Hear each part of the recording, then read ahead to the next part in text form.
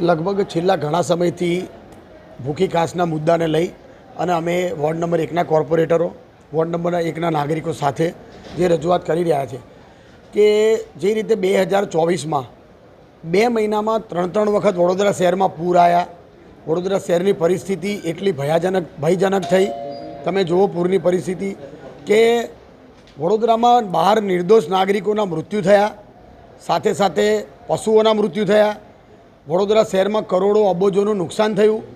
એના કારણે જે રીતે વિશ્વામિત્રી વાઇડનિંગ કરવાનું જે કામગીરી હાલ કોર્પોરેશન કરી રહ્યું છે, તો એમાં એક કામગીરી અમારા વોર્ડ નંબર 1ને અફેક્ટ થઈ એવી કે જ્યાં છાણી જગત નાકાથી નવાયાર્ડ સુધી ભૂખી કાંસને રીરૂટ કરવાની કામગીરી આ લોકો લાવ્યા છે.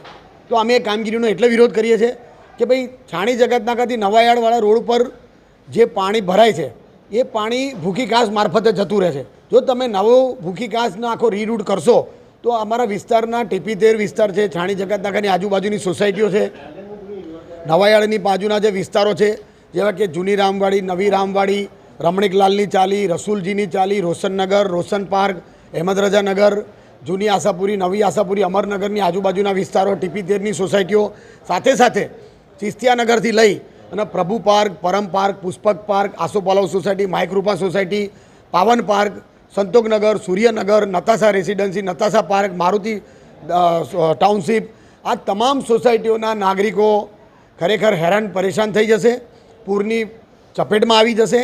જો આ રીરૂટની કામગીરી બંધ કરવામાં નહીં આવે તો ભવિષ્યમાં બહુ મોટું આંદોલન થશે. કારણ કે આ રીરૂટની કામગીરી કરવાથી અમારા વિસ્તારના નાગરિકોના ઘરોમાં જે પાણી નથી ભરાતા એ પાણી ભરાશે અને લોકોને કરોડોનું નુકસાન થશે.